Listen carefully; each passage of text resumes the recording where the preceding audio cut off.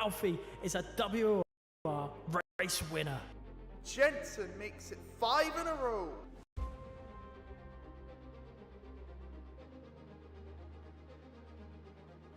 Danny Bergenay wins on debut. Shinaka returns to winning ways in WOR.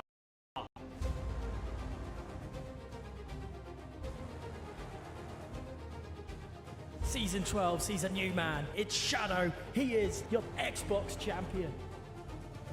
And Jensen is the new king of PlayStation. From the back row of the grid, against all odds, Nicholas Longy wins the title.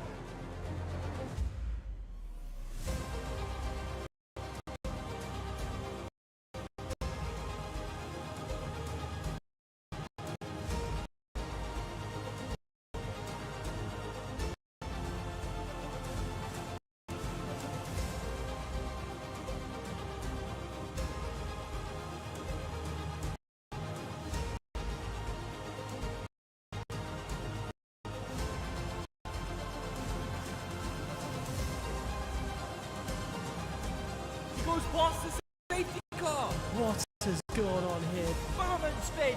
Stunning move from the Spaniard. He's taken out Rambo. Here comes Longy. We're going 4 away down to turn 1. Oh, he's taking him out. The captain riders collide. Tomek to the inside. Shadow wins the Brazil. Absolutely sensational.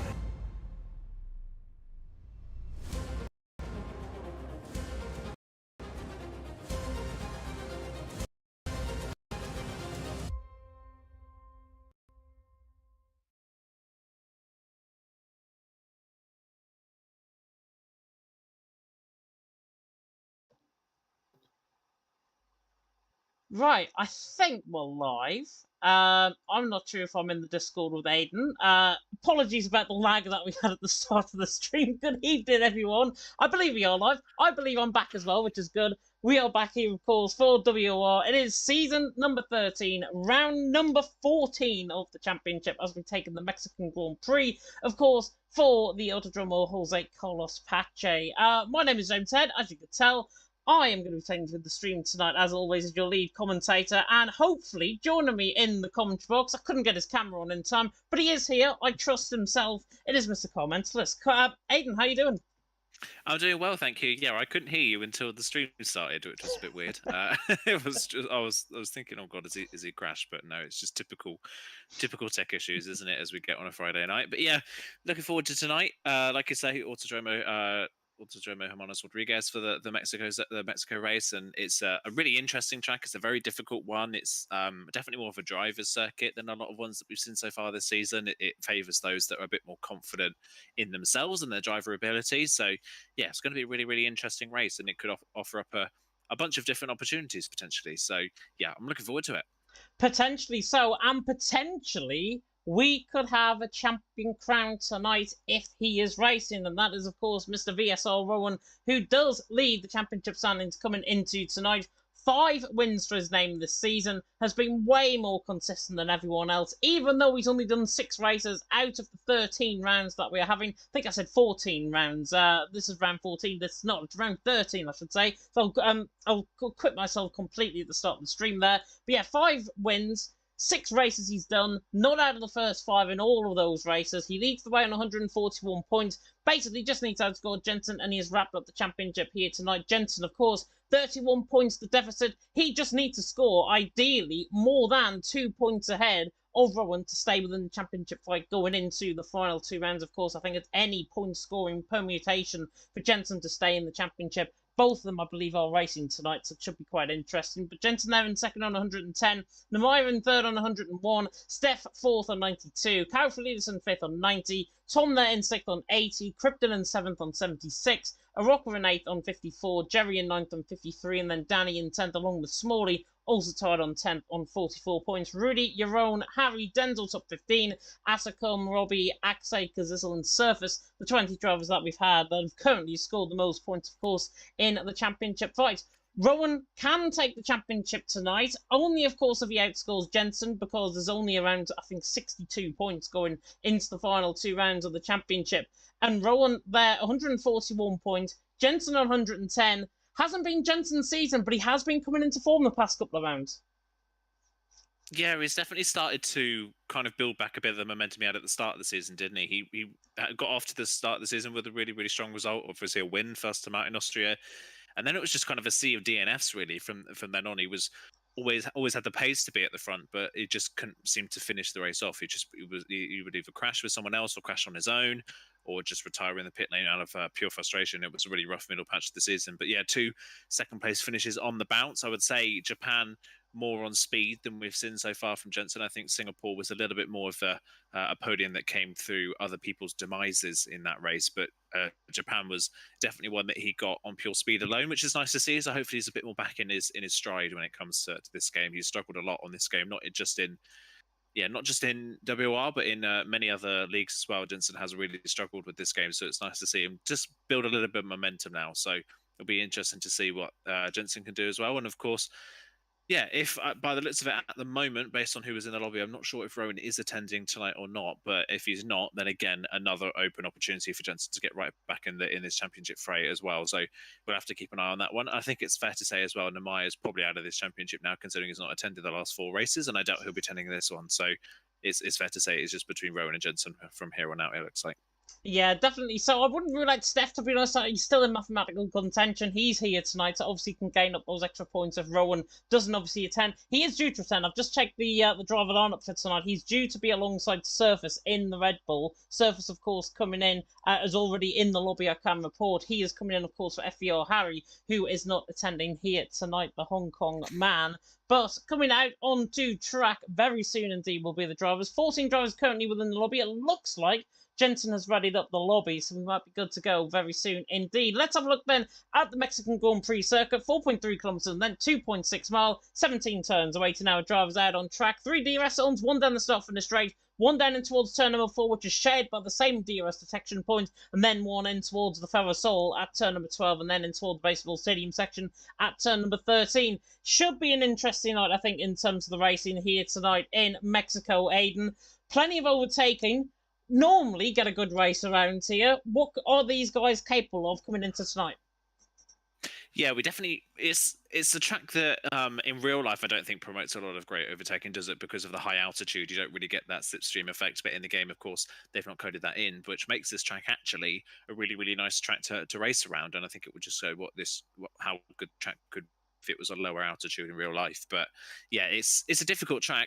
Track penalties are definitely going to be a key story tonight. This is probably one of the most difficult tracks on the calendar to keep within the track limits for the full 36 laps. It's very, very difficult, especially in the middle part of the lap. You kind of need to use the curbs a little bit in the middle part of the lap to build some momentum and have a strong middle sector. But in doing that, of course, you run the risk of running out wide or slightly cutting a corner and getting a warning for it. So yeah, that's going to definitely be something for tonight as well. And there's not really a lot of room for error. First half of the lap is more of the permanent circuit side of things, so there's a little bit more runoff and some grass, but the second you get into the mid part really of the middle sector, it almost becomes a de facto street circuit. So it's very, very easy to spin the car and end up in the wall. So this is one of those tracks I say akin to somewhere like Abu Dhabi, I would say, in Spain maybe, where you're going to see a lot of drivers making mistakes on their own rather than maybe having incidents with other drivers. It just seems to be one of those tracks where drivers find it very difficult to get on top of the car, and you really do have to compromise on setup here, because while you need the downforce for the middle and final part of the laps, the pit straight and the second straight are so long, and they're really, really crucial to having a good race car. If you've got too slow of a car in a straight line here, you're just going to be a sitting duck down the straights. So yeah, it's definitely going to be an interesting one to see what these drivers can do tonight, and I expect to see potentially a lot of spins and a few penalties tonight, I would say.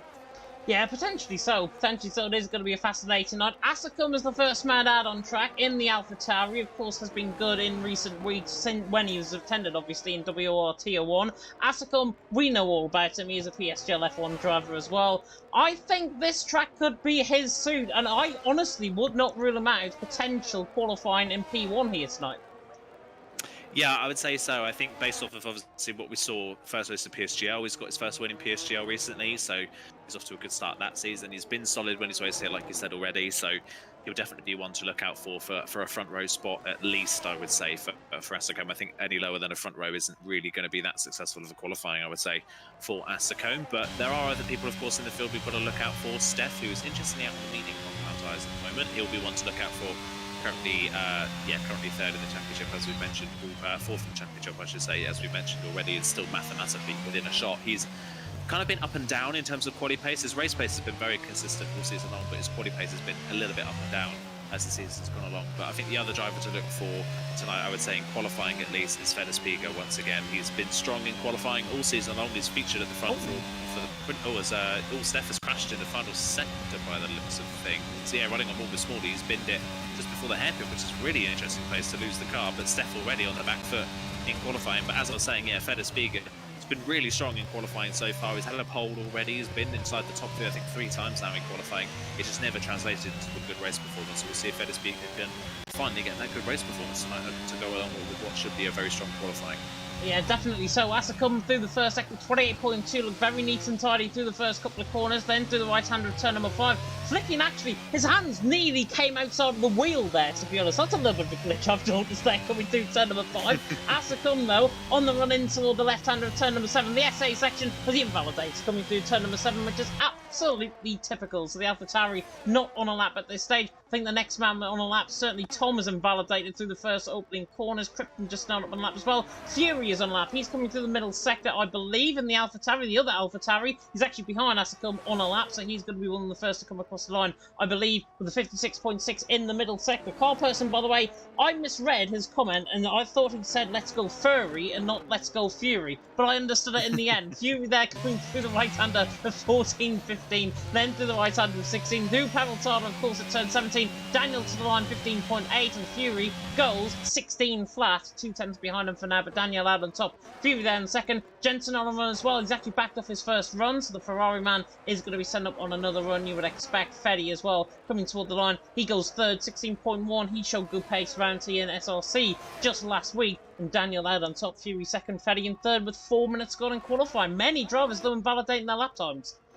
Yeah, a lot of drivers. I was just on board with Federspiga. He's invalidated in the middle part of that and then had a horrible snap of oversteer through the final corner and then thought about coming in the pit lane and then ducked back out onto the racetrack again after that. But yeah, no representative tie on the board now as Kryptonite goes to the top of the timesheets on a 15.6. And Kryptonite's another one who's been improving his qualifying steadily as the season's gone on. Always solid in race performance, always has, you would say, easy top 10 race performance speed, but qualifying at the start of the season at least wasn't Kryptonite's strong suit. He's definitely built his qualifying pace as the season's gone on, so not surprised to see the Mercedes driver at the top. But yeah, I'm surprised to see so many drivers invalidating their early runs. I'm just seeing Casper coming up towards the line in the Alfa Romeo, crosses the line only a 16.2, goes only ahead of Jensen, who's the only other driver behind him that set a lap time but isn't representative. Aquila now to the line, crosses the line and makes it a Mercedes 1-2. Where have we seen that before? It's, yeah, Mercedes 1-2 at the top at the moment. Aquila going into second position. Aquila again continuing his strong season so far and into second position in his qualifying session. Just seeing who else is on a lap. Raphael is on a lap. It's a 57.1 through the second sector. That's not really that representative. So this isn't going to put him, I would say, anywhere near the top of the timesheets as it stands. As he crosses, cruise by the final corner, doesn't use the inside of the road. It's only a 16.6, so quite a bit off the pace at the front. And I've got to say, after these early runs, based on personal experiences, Jensen now goes to the top at a 15.5. And now Tom goes 200s faster than that with another 15.5. These times aren't quite as quick as I was potentially expecting. I mean, from personal experience and from experience for yourself, James, as well, we've seen people around Mexico in recent weeks dip very close into the 14s. So it's yeah, not as fast as I was maybe potentially expecting early on in this qualifying session.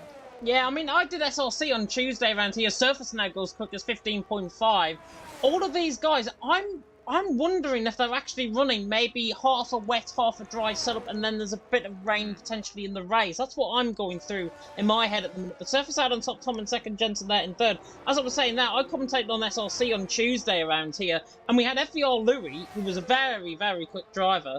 14.8 was his personal best in that session. He qualified on pole. Pretty much the entirety of the top 10 were covered by about 0.3 of a second. So it is quite stark, the difference actually between Surface and Raphael at this stage. Certainly between Surface and Casper is quite close. It's around 0.7 of a second at this moment. Linevala also on a lap, but he's invalidated. Asacum has just started up on a lap as well, and now the Italian now coming through the right-hander of turn number 6, a double right-hander of turn number 6, not counted as 2 corners on the official F1 track map, which is very strange. It should be 18 turns rather than 17. That's an argument for later, though. Asicum now coming through the SA section of turn number 9, do the right-hander 10, do the left-hander 11. That is perfect from Asicum. Coming through the middle sector. Middle sector should really reflect this. 55.9. That's what we're talking about in the middle sector, and he's absolutely flying, but he's invalidated.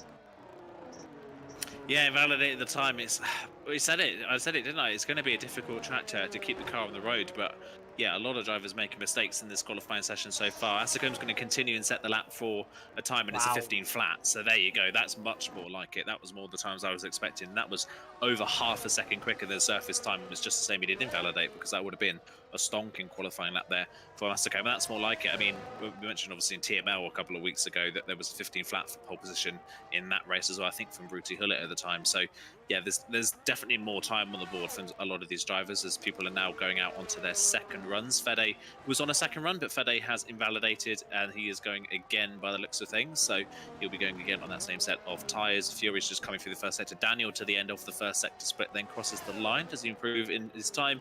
A little bit, half a tenth of a second, but most of the time around this track will be found in the middle and final sectors. The first sector is more about just trying to get the best run out of turn at number 3 as best as he can. So we'll keep on board with the Aston Martin for the rest of the lap and see what Daniel can do. But 15.8 for the first lap, not a bad time on the board whatsoever. There's definitely potential in it to go a bit faster, and he's hooking himself over the curves nicely into 7th gear for the final part. Just a little bit wide in that first part, that final chicane, but not too much time lost. He's now 0.2 of a second up, so if he can continue this momentum forwards, he could just jump himself onto the front row. And as I say that, he invalidates just coming into the stadium section, which seems to be so far tonight the corner of contention, isn't it? That first corner just before you enter into the stadium section. I think that's turn number 12 if I'm not mistaken. But yeah, just drivers turning in, not wanting to hit the sausage curb on the inside and then running out wide onto the green paint on the outside and getting invalidated. That seems to be the corner tonight so far that is catching the most drivers out. Yeah, definitely so. Fede's coming through the Ferrosol through 15 in towards Peraltada at 16, famously where Vern and Piquet in Formula E famously made contact with each other. Fede on the run toward the line goes 6th with a 15.7, so actually found 4/10 of a second. Only popped himself ahead, though, of both Fury and Daniel, both AlphaTauri and Aston Martin. That is 7th and 8th position at this moment in time. Fedes Piga is on a lap as well, but he's invalidated. He's coming straight back into the pit lane. Tom is on a lap, or he's just preparing on one. Krypton is invalidated on his lap as well. He certainly backed off in the first sector, and Aquila is on a run with a 56.4 in the middle sector, which is not representative of all. Not representative of all because he's on an outlap as he comes through Peraltada. These glitches really getting on my nerves, certainly in terms of the timings. Yeah, Fede in 6th position. Carl Person, by the way, saying in the chat, Fury is a furry. Hopefully that means furry isn't an animal lover and not something else. Surface out on top, Tom in 2nd, Jensen there in 3rd, Krypton in 4th, with halfway of qualifying gone. Yeah, that's yeah. Not one thing I thought I read today is people being a furry in the WOR chat, but here you go. There's the place and the time for anything, it seems. But yeah, moving on to actually what is going on out on track. One of the Ferraris to line, that's Jensen just starting their next run in the qualifying session. So again, that is not them being on at the end of a natural lap. That's the end of their out lap, even though it tells us about 4 corners before the end of the lap that they're on a natural lap, which is a bit interesting. But trying to keep with who to see is the furthest along on a lap at the moment. Smalley has already backed off their first run, their next run on this set of tyres, so clearly a mistake in the first part of this lap. I think Raphael has backed off as well, so another driver that's made a mistake on their run. I think we've got Tom potentially coming up to the line, but he's invalidated as well and will be diving into the pit lane. So another driver with invalidated time at the front of the timesheets. Jensen's already 0.4 of a second down in the first sector, so he's backed off his next run as well. Aquila's invalidated the next lap as well, so won't be improving on that. So yeah, it's been a bit of a messy qualifying, hasn't it? Aquila's time would have only put him 1,000th of a second ahead of Jensen, so it wasn't too much of an improvement. So nobody really on a lap at the moment. Casper crosses the line, finds 3/10, but only finds his way past Fury and nobody else and stays in 9th place. So yeah, nobody on these second runs really able to get a good time on the board. Asicom had a great time, but invalidated, and yeah, Casper the only one that's really improved in that part of that qualifying session, those runs, because everybody else has backed off or invalidated. So I mentioned it being difficult. I didn't expect it to be quite this difficult for a lot of drivers. I think pretty much every driver in this qualifying session at some point has made some sort of mistake and invalidated a run. Yeah, certainly so, especially in the middle sector. I was flicking through there with the likes of Tom and the likes of Aquila as well. They all invalidate in the middle sector. 28-1 from Asacum in the first sector. He's looking quick now, coming through the right-hander of turn number 5, then through the right-hander of turn number 6. Apologies if there was a little bit of lag there, but Service, Tom, Jensen currently a top 3. Casper, by the way, went 9th as well. He is not the savior of the universe at this stage. That is a Queen flash bang reference, whatever. Yeah, you get it. Get it if you're of a certain age. Asacum now coming through the middle sector, split 55-8 in the middle sector. So this is looking 14 territory here from Asacum as it comes now in toward the Further Soul section through turn 13. 100,000 people packed in to the baseball stadium section at the rest of the times as Asacum now comes through the right hand of turn 16 at Peril Tara. I'm going to bank it 14.8 from Asacum. It's a 49-11. 49-1-1 from Asacum. 6 tenths though out and clear from Surface there in second. Surface, to be fair though, was up in the first sector, 28.2. Daniel now going second as well. He's been going great guns for VIR recently. Surface coming through the middle sector. Is he respond to Asacum's middle sector? Not quite, but he's 2 tenths off him coming through the middle sector, so it's not looking too bad. A little bit hesitant through turn 12, in through the Further Soul now of turn 13, 14 and 15 once again. Asacum, Daniel currently in the top 2 with Surface there in third, Tom in fourth. He's also on a lap, I think, coming behind him. The Surface now on the run toward the line for the Shazoo. Man goes second, 15.2 in the end, 3 tenths per second off, and now Tom on the run to the line as well. He's actually just preparing up for a lap, I believe. But Asacum out on top, Surface second, Daniel in third, 5 minutes to go in qualifying. Yeah, 5 minutes to go. Kryptonite's now nearly 3/10 of a second up through the middle to split, but again, turn 12 catches the driver out, outbrakes himself there, and that is his lap time pretty much ruined. So keeps it valid, yeah, but it wasn't very fast through there at all. And I think he's backed off by the looks of things. Yeah, he has. He's completely backed off, so he wouldn't set that lap time anyway. But that lap time would have put him up into third place if he'd been able to keep it on the road. That was a pretty solid lap time up until that point, but unfortunately not going to improve. Fede in the middle sector in the Alpine. We'll see what the Alpine driver can do. Just misses the apex ever so slightly there of turn number 10 through the second sector split, and he's only 2,000s up, so Fede's not really finding a lot of time in the session at the moment as Daniel coming back into the pit lane, so it will be Fede. I think Fede's the only one on a lap at the moment. Line Violet is also on a lap, but Line Violet a little bit further down the field, hasn't set up a representative time yet in this session as Fede comes up towards the line, and never mind, dives inside the pit lane, so doesn't decide to finish that lap as Tom's latest lap again invalidated, so Tom's still not able to improve on that first run in this session. So yeah, it's a bit spread out at the front of the field, isn't it? Asacum is country miles ahead of the rest of the field, and Surface is in kind of a battle of his own at the moment in second position, with Daniel and Tom kind of the main protagonists for the fight for third in this qualifying session. Jensen was doing 2 out laps before the start of his next run, but the second he came out the final corner to start the second lap and actually start on his hot lap, he spun the car. So that was kind of a lap wasted on that set of tyres. It didn't really work, as Line Violet has pitted, so he's not set a lap time again on that run. So yeah, 3 drivers at the moment with no times on the board. Steph won't set a time at all. Line Violet, no time. And my prediction of Fede Spiga being strong in qualifying has not come to fruition so far because he's not set a valid lap time yet. And this is why, to everyone tuning in for the first time in WOR, you listen to the lead commentator rather than the co-commentator. As it come out on top, it's a 14.9. I did say watch out for him in this qualifying session. I didn't think he'd be actually as dominant in this qualifying session. I was thinking the likes of Tom, the likes of Jensen, I was thinking towards the top end of the field. Fede as well, normally quite quick on his day around here. Surface a bit of a surprise there in second. The final cars, though, are beginning to come out of the pit lane. I think Jensen is going to be the first man out for these final runs, with only 3 minutes to go. Luckily, he's got enough time to set 2 laps if he needs to. Obviously, an out lap and then obviously a push lap potentially. Krypton has followed them out the pit lane. And Surface Daniel currently the top 3, 2 minutes and 45 seconds roughly to go in this. Just gone down on the stream. Hopefully it kicks back into gear. There we go. It does kick back into gear. Just my Wi-Fi having a little bit of a missy fit there, to be honest. But there we are. We're back. Was saying Jensen just coming through on his out lap. Krypton has fallen him. Interesting though, Krypton is falling him very close indeed. So maybe we want to pick up a bit of slipstream on this lap. Potentially, yeah, especially if Jensen's going to do 2 warm-up laps like he's done in pretty much most of his runs so far, then Kryptonite may as well just try and stick behind the Ferrari and get a tow down the pit straight and gain a little bit of time. So if he knows that Jensen's going to be doing that. But saying that, Jensen moves out of the way, so Kryptonite is through and Jensen's going to back off.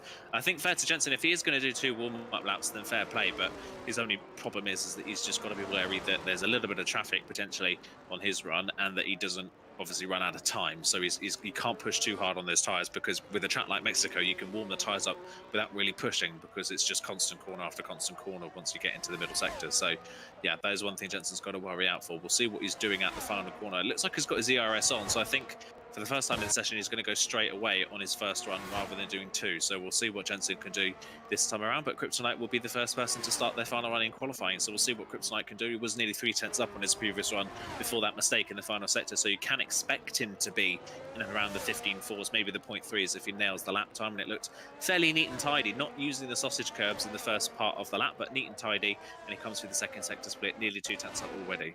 Yeah, nearly 2/10 up already from Krypton, coming through the first sector, middle sector as well. Now going to be very key indeed for Krypton, I believe. My co-commentator said he was coming through the middle sector split, but there we are. Krypton in 15.6, Jensen there in 15.5, and he looks like he might have backed off his lap, actually coming to the SA section, as Krypton hasn't. He's now coming through this SA section, through 11, now into the Farasol of turn number 12, and a 56 flat in the middle sector. Big improvement in the middle sector from Krypton, as long as he keeps it up the line there on the left-hand side and doesn't validate. He's done it very well, coming through the Farasol, now at 10, 13, 14, and then through 15, and then in towards the right-hander, our resident Belgian, of course, Krypton coming through the final corner, on the run to the line, 15.3? Oh, 15.2! Goes third. Wow. Good lap time by Krypton, only around about 400ths of a second off on Surface's time at this stage. Asicum is just preparing up full lap as well. He's actually a 10th down in the first sector. Tom, though, has retired coming through this SA section on the left-hand side through turn 8. Yeah, Tom's kind of poor qualifying session, got that first one in and then hasn't improved since. It's been a rough qualifying session. As Aquila in the other Mercedes now goes into the top 5, so good lap time there from Aquila, as I think we've got Smalley to the line. Smalley now goes P5, just 1,000th of a second behind Daniel, so a good lap there from Smalley as well. I think we've got Fury coming to the end of a lap. No, is that Asicome? I think potentially coming to the end of a lap, but Asicome is invalid, yeah. So Oh, it doesn't really spins. matter. He's spins it, but he's currently on pole anyway, keeps it out of the pit wall, so that was just about stopped in time. As Fede crosses the line, Fede does not improve either, so we're seeing Fede's Piga. He's finally got a valid lap on the board as Fede's Piga crosses the line, only good enough for 10th though, so that is quite a way off where we've seen Fede's Piga in qualifying so far this season. As Fury crosses the line and the other AlphaTauri goes P9, so now we just wait for, I think, Daniel really, and Daniel and Surface to see if they can challenge Asicome at the front of the field. Third. Same lap time as Surface as well, but Surface is 300ths up coming through this middle sector split. Coming now in towards the Ferrosol at turn 13. Has to come out on top. You can count him for on top at this session, because Surface is not going to be improving unless he finds an absolute miracle through this final sector. On the run to the line, the Shazuma very sideways at the final corner. On the run to the line, does improve by around a 10th of a second, 15.1 in the end. And Jensen pops himself up to third as well, 15.1 from him on a second run. Daniel there in fourth, Smalley there in sixth, Aquila there in seventh has backed off as well. That, my friends, is the end of qualifying for WOR Season 13. Round 13 of the championship here for PSF1, and it is Asicum out on top, Surface there in second, Jensen in third. Who else but Asicum at the top step of the podium, coming into, of course, the end of qualifying, now into the race. It will really count to see who has got the pace around here. I'd honestly favour more Surface than Asicum, though, on the front row of the grid, because Surface, I know, is better in this race than he is in qualifying. Yeah, he's definitely going to be one to look out for. And of course, we've got to think about the start of this race and that run down to turn 1. It's an incredibly long run, so those on the second row, so Jensen and Daniel, could be a real threat coming into turn 1 if they get a good enough toe. So that is going to be one thing that I'll have to think about. But while I would look to Surface potentially to be good, that gap to Asicome at the front, and we know Asicome still had more time on the board. We're back. Again. Don't know what's going on here. Right, hang on. I think we're back now. Apologies about that. My OBS has just decided to crash and all sorts. I'm going to put the bit rate down just to be. Yeah, my internet has just gone completely to pot. We're back now. It's just gone completely to pot. Hopefully, we can get this race underway without any minor mishaps with my Wi-Fi. Fingers crossed. It's the weekly shenanigans with your Wi-Fi, isn't it? Because some weeks it's absolutely fine, and then other weeks it implodes on itself. So it's a bit of a potluck. But yeah, as I was saying, in that little gap in the stream, I fear that Asicome was so strong in that qualifying session, had such a gap, that if he's got the gap, then he could definitely just drive away from the front of the field if he can break DRS. Yeah, definitely so. Indeed, we're not going to go to the intermission that we normally do because we have just gone into the session once again. So I am going to turn off a couple of things in the background just to see if that makes it run a little bit smoother. Might be because I've got the stream also running in the background, which I've just PS4, I think. Is it completely gone? Yeah. Right, 5 red lights are coming on anyways. We'll try and stick with the restart if we can. And it's lights out and away we go. Nasicum does get a very good start. Surface alongside him off the line has actually bogged down. And Jensen and Daniel are going to try and pursue him down in towards turn of 1. Hopefully everything now fine. Apologies about this. Has to come out on top. Surface in second there. Jensen in third. Jensen tries to go all the way around the outside. It's 3 wide in towards turn number 1. The Smalley dodges down the inside of Daniel. There's a car coming across in the grass in the background. Raphael, I think, will pull up an instant. Maybe with Casper, I think was the Alfa Romeo coming across in the grass on the left-hand side. Oh, and there's a huge bit of contact in the background. Casper out, Fury out. Yeah, big crash there, and that's a virtual safety car. That's not a surprise, but yeah, Casper pinned on the outside. Fury not really leaving him enough room. Casper was already off the circuit, and Fury's just kind of driven the Alfa Romeo and himself into the wall, and they're both out on the spot. And that is such a shame, but not a surprise in that kind of corner. It happens on the first lap here. It can really concertina you up, and it's so narrow in that chicane that you often see drivers banging wheels. And yeah, Casper and Fury just out of the race before the race has really even begun. Yeah, and it is a full safety car. Full safety car now out on track. So Asakuma leads the way. Surface out in second. Jensen third. Very good restart at the top end of the field. Position gains. Not really many. Steph has gained 4th the line. Obviously right from the back of the field down in 15th. Raphael's gained 2. Freddie gaining 2. Fedas Pigo and Tom gaining 1 position off the restart.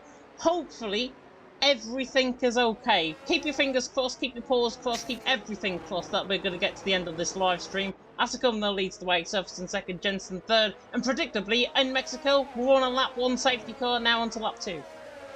Yeah, the race has barely got going, and it's already in a pause phase, isn't it? It's a bit of a shame as Raphael's into the pits. He did mention that he was off on the grass on the first lap, so I wonder if he's picked up maybe a little bit of damage on that front nose, but he's not getting anything repaired, so maybe this is just a strategy call for Raphael to come in for a set of medium compound tyres. So interesting call there from Raphael, but I mean, if this start of this race is anything to go by, we could see multiple safety cars and something else. I think Asacome's a bit frustrated that the safety cars come out, because for someone starting on pole position at Mexico, where we expect the tow to be really, really strong on the run down towards turn number 1, Asakome got a brilliant launch and a brilliant run down to turn 1, and then couldn't really capitalise on it because immediately there was a safety car called and the gap is now reduced again. So I think Asacome's maybe a bit frustrated that the safety car came out, but if he can get a good enough safety car restart, he could quite easily break that gap once again. Yeah, definitely so. Casper leaving the session. Fury there also out of the race early on at the end of lap 1. That huge bit of contact that we saw in the background. Asakome though out on top, Surface in second, Jensen there in third, Daniel, Krypton, Smalley, Tom, Freddy, Akila, Fedas Piga top 10, and then Steph, Violet and Raphael. Oil 13 drivers still continue on. Nothing really. We haven't had much. We haven't really had to break sweat, I think, to be honest, at the end of that first lap, like we normally do. Asakome they're leading the way. Surface in second, Jensen third. Everyone, as you say, Aiden on the set of hard compound tyres as well. Raphael, interestingly, going for the set of mediums. He really had no choice, unless he decides to come back in the pit lane, go and see, as he's going to stay out for now, as, again, my Wi-Fi just deciding to... Right, I think we're back. Hopefully we are. Fingers crossed. I don't know what's going on. I do not know what's going on. It's lap 3 out of 36. As I say, apologies about any intermission. I can't really do much about it apart from down the bit rate, which affects your viewingship as well. Obviously, you will tune out, I am sure, at this stage. I'm going to put it down slightly and see if that does the trick. I've got it. I had it on 2000, working absolutely fine. Now down to 1815. Now down to 1800. Hopefully, we're not going to go below 1500. Otherwise, there probably won't be any stream left, I think. Yeah, it won't be a typical WOR stream, will it, without technical difficulty? But yeah, not a surprise. Considering how it's been so far this season. But yeah, safety car in this lap, so prime opportunity now for Asakome to try and break away. And we'll see what Raphael can do at the back on the medium compound tyres and see what his strategy choice is going to be, especially if there's no safety cars there. Raphael's kind of thrown himself into a bit of a hole here. Yeah, he definitely has. Asakome leading the way, Surface in second, Jensen there in third. We're now under the virtual Bert Malander in Asakome. he is going to choose when to go. I think it'll be on the outside of Peraltada, and that's exactly what he has done. Gone on the outside of Peraltada, across the line he comes with a 5/10 gap, and Surface is actually being caught rather flat-footed off the start, and Jensen now right on the back of him, in towards turn 1. Raphael already making a pass there on line Violet. That might have been though before the start-finish line. Jensen though on the inside line of Surface though. The Ferrari and the Red Bull, where have we seen this before? In towards turn 1 in Mexico. Jensen on the outside line, Surface on the inside line. Tries to go around the outside of turn 2, now on the inside for 3. Surface is still there. Daniel getting the box eye seat here on the run down in towards turn 4, but I think Jensen's just got the power, he's just got the speed, and he's just got second position as well. And that's beautiful as Daniel tries to launch it on Surface. Surface broke very early there, I've got to be honest. Daniel there in 4th, 5th and 5th. Very good restart by all. Raphael making that position line Violet further down the field, of course, on that set of mediums. But Asacom already away by a second as Krypton has been tagged, I think, by Smalley. Potentially, yeah, he was sideways in the middle of that corner. I don't know if there was contact or whether he just spun on his own, but yeah, a mistake there from Kryptonite either way, and he's dropped down to 9th position. Smalley's up into 5th place. But yeah, that little battle there is exactly what Asacom needed. He needed Jensen and Surface to be battling behind to drop pace. But yeah, Surface now immediately almost a second behind Jensen and right into the clutches of Daniel again. So I don't know if his Surface is just struggling with tyre temperatures or if there's a little bit of damage we can't see on that car. But yeah, uncharacteristically slow restart here for Surface. He had a bit of a wobble at the final corner, which is why Jensen was on the back of him. So yeah, not a great restart at all for Surface, who continues to fall back. And Jensen already over a second behind Asacom, who is burning a lot of ERS to try and keep over that second distance. As further down the field, Steph is racing side by side with Raphael for 10th position. Raphael trying to work his way through on the medium compound tyres. Will have the inside line for turn 1, and I think Steph probably not going to fight this one too hard. He should let Raphael go down the inside, and he does. Raphael into the top 10. Yeah, nice move there by Raphael Thunes into 7th, Steph there, and then Fedas Piga in 12th. Have a feeling what might have been causing my Wi-Fi issues. I think my laptop was trying to do an update in the background, which is typical. Steph on the back of Raphael to the inside line of turn 4, tries to come back at him in towards turn 4, now for turn 5, and then into the double right-hander, of course, of turn 6, which is incoming. Asacom, Jensen, Surf still top 3, and Raphael still 10th position, getting past Steph there with a very good move down towards turn 1. Fedas Piga now next up on Steph's hit list, it seems, for 11th position. Fedas Piga, I should have said that the other way around. Fedas Piga is on Steph's hit list to try and get him to P11. Line Violet there in 13th as well, still in the back, is running a little bit wide there actually, Steph. Asacom will still leading the way, 1.6 seconds the gap. He just looks absolutely dominant out in front at this stage. Jensen though in second, 18 points would be gained in terms of the championship. It was a 31-point gap, therefore it'll only be 13 points as it stands at this point between Rowan and Jensen going into the final 2 rounds. Yeah, and that's exactly what Jensen needs. He doesn't necessarily need to win this race. It would be nice, but if he can get a podium, that will put him well within striking distance for the final 2 rounds. So that's just all he needs. But yeah, you can see Asacom already the same ERS as Jensen, and Jensen burnt a lot of that ERS, of course, trying to pass Surface, but Asacom's already just dropping Jensen now. Now that he's out of DRS range, it's going to be really difficult for Jensen to keep up, and with Surface and Daniel behind, Surface seems to have got his hard tyres up to temperature now by the looks of things. He's back on the pace, so I think once given the opportunity with DRS, I think Surface will be straight back past this Ferrari and up into second place once again, and that's only going to further help Asacom in the lead of this race just to pull away. And yeah, Asacom's looked really strong in other leagues recently, hasn't he? And WR looks the exact same in that AlphaTauri. It's just working really well so far on this game at the moment for Asacom, especially ever since this car update. He's just looked like he's found another 1%, and he's just driven a bit further away at the front of this field. Just looking a bit further down, Raphael can't quite get within DRS range of Kryptonite in front on those medium compound tyres, but I'm a bit perplexed by, I don't know if he's got damage, but I'm a bit perplexed by Steph's lack of pace. I mean, we've seen Steph finish in the top 5 pretty much every time he's raced so far this season. He's been incredibly strong all season long, but I would have expected him to gain more places by now. He can't keep up with Raphael, who I understand, of course, Achilles actually let Kryptonite through at the same time, but yeah, he can't keep up with Raphael, who's on medium compound tyres, and at the same time, Raphael can't keep up with the Mercedes in front, who are on hard. So Steph at the moment is just playing slow at the moment.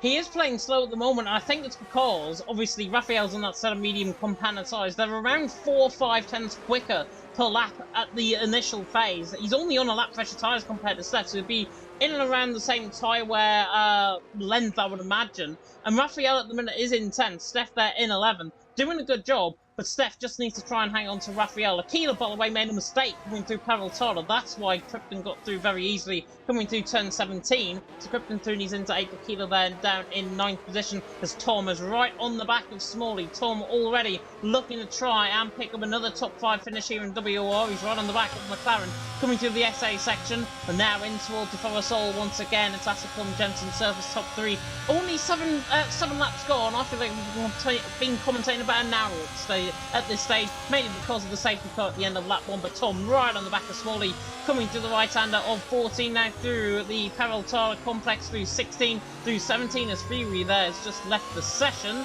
Tom though on the back of Smalley, now the ERS, now the DRS now enabled, and look at the closing speed that Tom has got compared to Smalley. This might be breezingly easy from Tom on the back of Smalley. In the end though, turns us off his ERS, now to launch in towards turn 1. That is beautiful from Tom on the brakes. You can tell it stop, collect Smalley. To be honest, I think he was going to get the move done anyways, but Tom Thuney's into 5th and uses Smalley as a little bit of a brake marker there. Yeah, he did. I think Tom almost made that move a little bit more difficult on himself than he needed to be by turning his ERS off. I think if he'd kept it on just that little bit longer, he would have been side by side in the braking zone. He wouldn't have had to brake that late and had made the contact with Smalley. But either way, I think they'll be fine with it. I don't think there's really any damage on either car either, so they should be fine. Tom's through and up into 5th now and trying to chase down Daniel. But yeah, look at the front of the field. Asicum just continuing to drive away. Asicum is so strong in this middle part of the lap. He's 2 to 3/10 of a second a lap faster than Jensen and Surface in just the middle sector alone. That seems to be where Asicum is gaining the time, and he's not then losing the time down the straights. So there is some sort of set of wizardry going on Asicum's car that's making him good in the straight line, but also giving him the confidence and the stability and the high-speed stuff in the middle part of the lap. He's just so strong. And again, look at that, another 3/10 in the final sector. So yeah, Asicum is just so strong at the moment. It's going to be difficult for anybody, I think, to catch Asicum in this race already, considering that we're only about 6 racing laps in, 9 laps in, 6 racing laps in, and Asicum's already nearly 3 seconds clear. That's going to be really difficult. Tom immediately onto the back of Daniel, so I think, as Daniel makes a bit of a wobble through turn 1, Tom's going to try and capitalise around the outside of 2 and make it the inside of turn 3. Nice. Daniel drives clean off the track, but yeah, nothing doing there. Easy move there for Thomas. Mistake from Daniel. And before he made that mistake, I was going to say how quickly Tom was able to catch up to the back of Daniel. I think Tom, if he can get through on Surface and Jensen, he looks a lot faster than the drivers around him. Yeah, definitely so. Thomas Robble now through and he's into 4th position. Daniel there in 5th. I don't know why I've just called him Thomas Robble, but still, we'll roll with it. Asicum out on top. Jensen in 2nd. Asicum there in... Surface there in 3rd. Tom there in 4th. Tom now trying to get onto the back of the front 3. He looks very quick, I've got to say, in this pack at this stage. Surface and Jensen obviously ahead of him.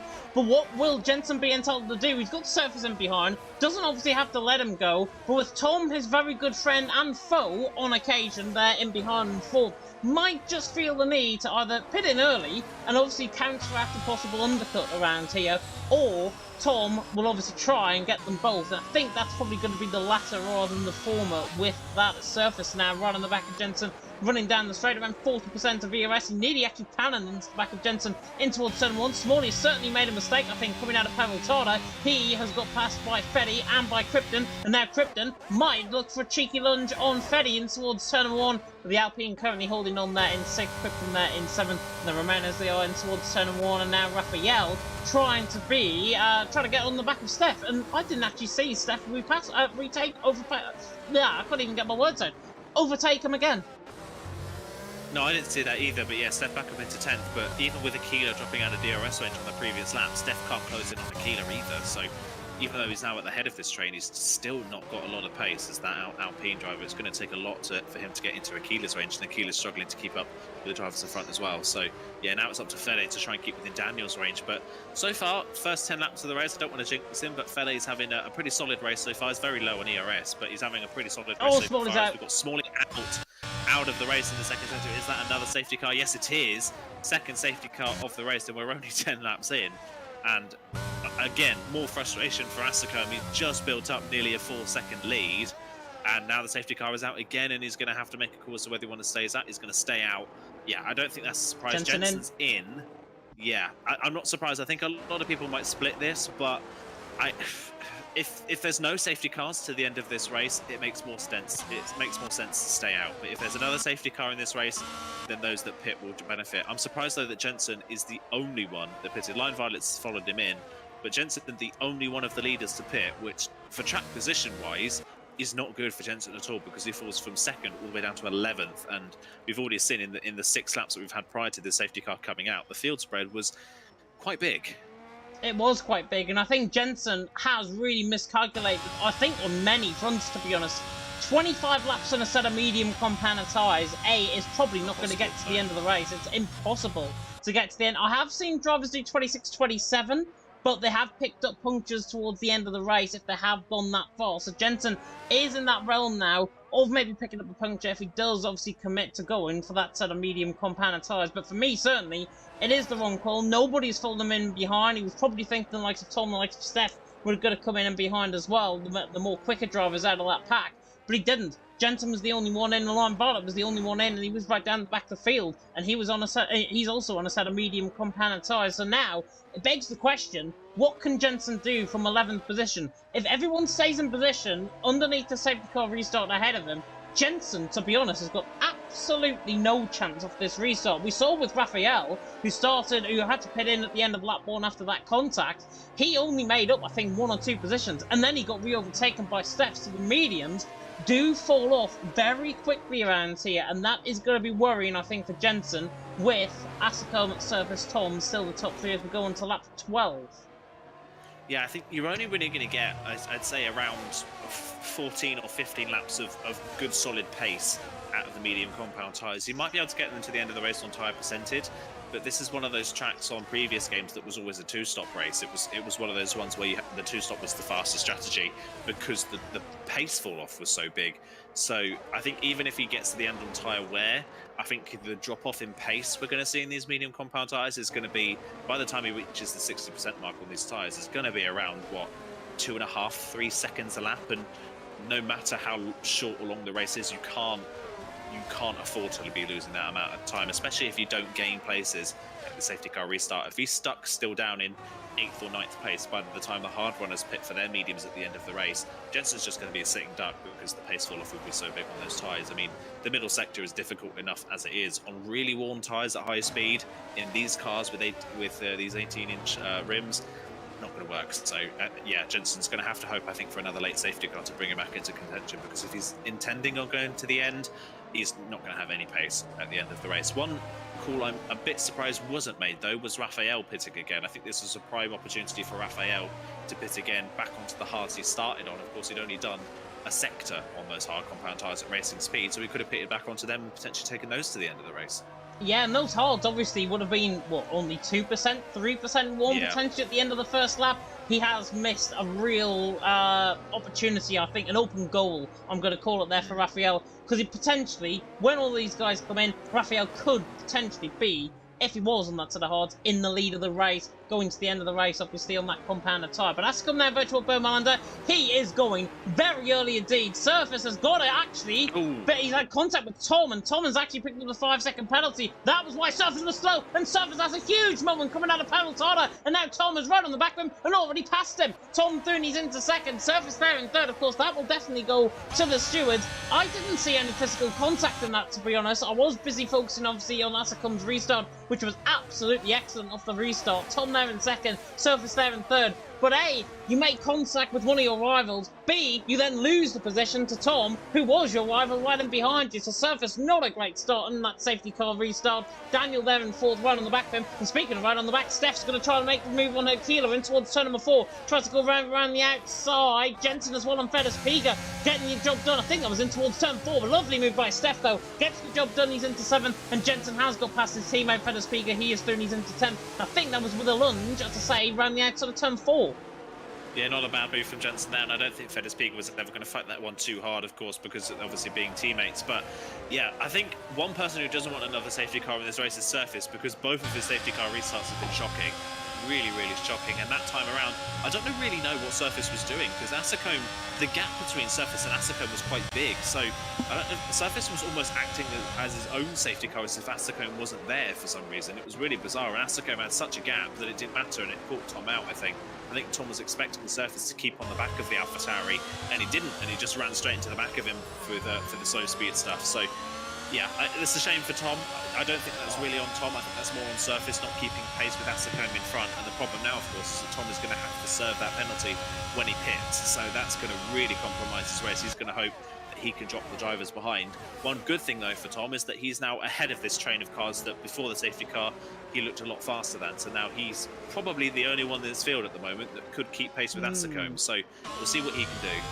And Steph letting through Jensen as well, which is quite interesting, mid-pack through the field. Jensen, by the way, in the space of as many laps as we've had corners, I think, around here, has made 4 positions underneath this restart. Fedas Piga gone, Raphael gone, disposed of immediately. Aquila there in 9th, Steph now in 8th, Jensen up to 7th, and he is absolutely obliterating this field in the mid-pack. He is absolutely charging through the field at this stage and nearly gets sideways there as Fedas Piga puts in a penalty just in the background of shot. But Jensen is absolutely charging. It's almost as if he's entered the race before the halfway stage, and it's a 5,000 metres, and he's basically a 100-metre runner at the end of the lap of the race. Jensen in 7th is charging through the field. He's got Crypt in his sights now, and do you know what? This could be quite easy as well, because he is absolutely carving his way through the field like a Christmas turkey or goose or whatever you have. Jensen now right on the back of Krypton. He's going to carve himself into 6th position. Beautiful stuff from Jensen. If he can get this job done on the brakes, which he can, Krypton brakes early. Jensen through, he's into 6th. Goodness me, does Jensen want stuffing with that turkey? Because he's carving his way through the field. Oh, so many turkey references. Oh my word, you would think it was Thanksgiving coming up. But yeah, that was a brilliant move from Jensen. Yeah, he's halfway through the field already after that pit stop phase. So yeah, brilliant stuff there from Jensen up into 6th position. But again, he has to do this to make any of this strategy work. He's got to try and get to the front of the field and then hope for another safety car to make this strategy work. Because if he's going to try and go to the end of the race, this isn't the way to do it. He needs to be saving his tyres if he wants to go to the end of the race. And you can tell he's not doing that. So next target for him now is Fede. And after the safety car restart, the front of the pack is really splitting up, isn't it? Everybody's teetering on the edge of losing DRS. They're all on a 9/10 or an 8/10 of a second gap to the car in front. So everybody really kind of spreading themselves out in the safety car restart. And crucially for Asicombe and Tom's still within DRS range of Asicombe, but they've dropped surface again. Surface has been dropped at a safety car restart. So something about tyre warm-up in that Red Bull for surface just isn't clicking tonight, and he just keeps dropping time at safety car restarts. As Jensen now fastest up of the race in 6th position isn't going to be quite close enough to Fede to have a run now. So I now wonder with Fede up behind Daniel, who doesn't have DRS, if this is Jensen potentially now sat in a position he's going to hold for a little bit now in this race before the medium tyres start to go off a bit more. I think so, but I think he might be lining up an opportunity in towards turn number 4 as well, but he just hasn't got the pace coming out of the chicane there of 1, 2 and 3. And Jensen there still, 6th position. I'd probably say he's going to wait him behind just to save his ERS. He's used up a lot of ERS in this race, 21% now on that Ferrari. Fede's got 25 to be fair, and Daniel's not too far ahead of him either. He's only around, well, he's on 6%, Daniel. Jensen has got better ERS than the guys ahead of him, but it's now becoming the real cork in the bottle as Steph has picked up a 3-second penalty. And speaking of penalties, Tom on 5 seconds with that contact with surface, as now here comes Jensen on the back of Fede to the inside line of turn number 12 into the Provosol. And that is another place done from Jensen. Thuni's into 5th position, carving his way through the field. Steph on 3 seconds now, Fedas Piga on 3, and Raphael on 6 seconds worth of penalties. As I say, missed opportunity with him not going on that set of hard compound tyres. Next up for Jensen is Daniel, former SXT man, now part of the VIR team. And Jensen now is going to try and make him look like an absolute mug down the straight, down towards turn number 1. The Ferrari right on the back of the Aston Martin doesn't even need to use up any ERS to the inside line. Job done. Jensen Thuni's into 4th. And to answer your question, Aiden, no, it's not holding him back at all. No, it really isn't. Not holding him back at all. He's going to go up into 4th, but picks up a penalty, just as we say that. Coming out of turn number 3, typical commentator's curse, but next target now is surface. Fede going around the outside of Daniel as well, trying to go on the inside, sorry, and yeah, Daniel's going to hold the position for the time being, but Fede again, continuing his strong performance so far. It's been a solid race so far for Fede, who's struggled a lot on this game cycle. So yeah, P6 at the moment, got Kryptonite right behind as well on that straight. Aquila managed to get past Steph, but yeah, I am completely baffled as to Steph's lack of pace tonight. He's been so strong all season. As Fede now picks up a penalty, just as I talk about his strong race. But yeah, Steph has been so strong all season long, and he is miles off the mark tonight. I don't know if he's just got the wrong setup on or something, but Steph is just nowhere near where you would expect Steph to be in this race. Same for Fedez Piga as well. He's not really shown any pace so far tonight, whereas he's been so strong in quali pace all season long. So yeah, a little bit interesting. Those two drivers really struggling tonight. Jensen's set target then is Surface, but again, look how much time Surface has dropped to our top two. Asacombe and Tom. Asacombe's derating. He's got no ERS. Tom's got a little bit more. And still, Surface is dropping close to 6 to 7 tenths of a second a lap on our two leaders. I don't know what is the difference between qualifying and the race for Surface, but you mentioned it after qualifying that Surface is usually better in the race. That is not the case today, as there's a bit of contact further down as Kryptonite tries to get the move done on Fede, but does the move off the track. So I don't know if that's going to be some sort of warning, but it doesn't look like Kryptonite's going to give the place up. So Kryptonite up into 6th position if the move was completed off the road or not. We'll wait and see. But yeah, it's the opposite of what you said. Surface is usually better in the race than he is in qualifying, but tonight his race pace is really, really bad in comparison to at least Tom and Asacombe. Yeah, definitely. So I was running on board with that Krypton and Fede battle. Krypton got the job done around the outside and towards turn number 1. Fede then switched it back around the outside of turn number 2, and then contact on the curb coming through turn number 3. Krypton was forced out wide. Krypton, though, did get the move done. He soon is into 6th, and then was the car ahead going through the exit of the corner, which is crucial. Obviously, if Fede wants to, he can report it. Don't think he will, though. There's not really much in that, to be honest. But Krypton there into 6th.